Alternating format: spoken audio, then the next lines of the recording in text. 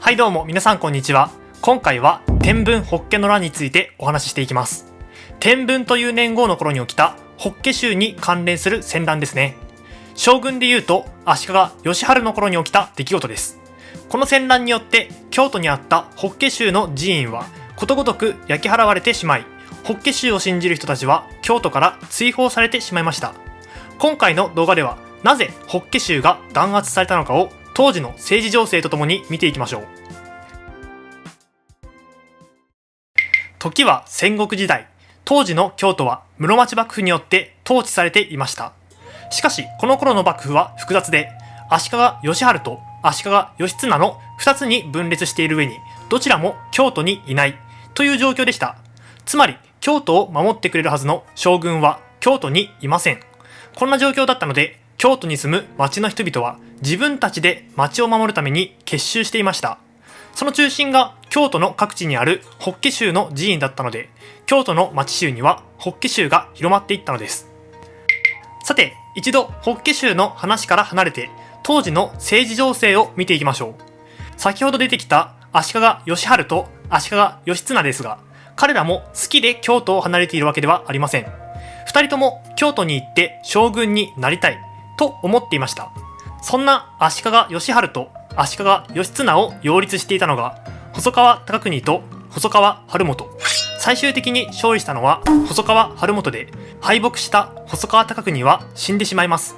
こうして勝負がついたので、政治情勢は落ち着きを取り戻すかと思われましたが、そうはいきませんでした。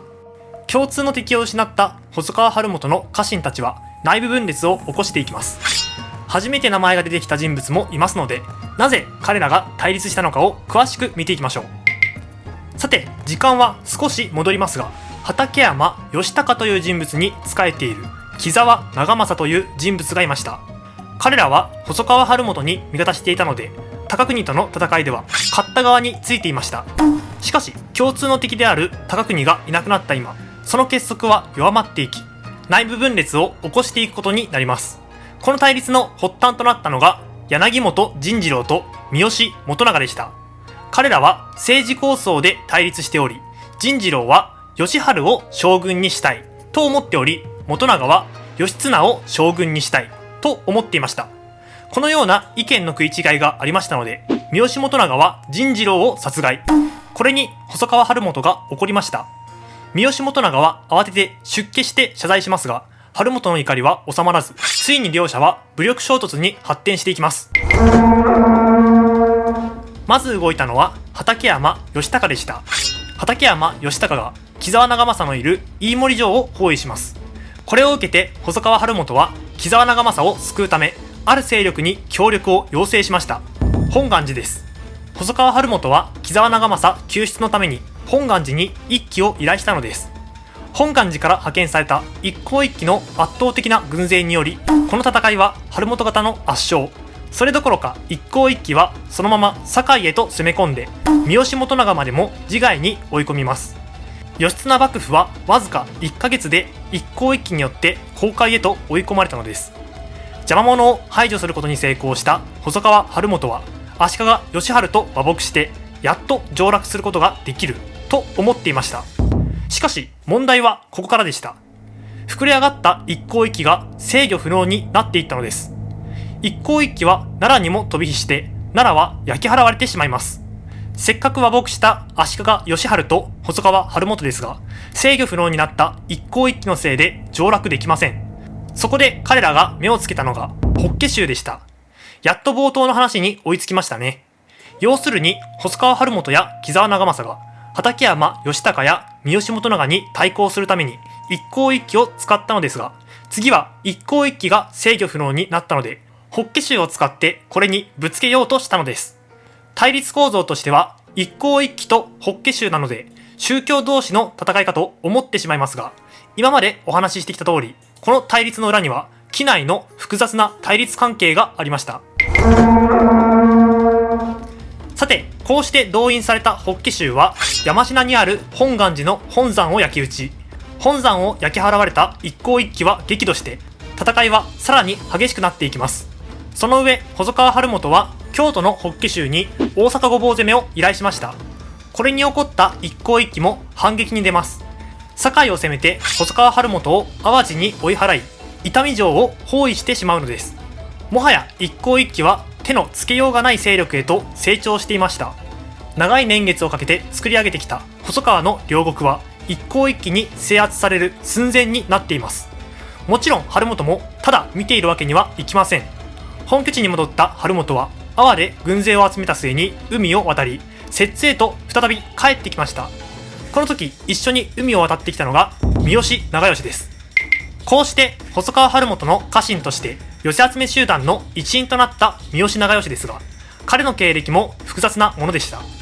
三好長慶の父親は三好元長、つまり細川晴元と木沢長政によって父を殺されていたのです。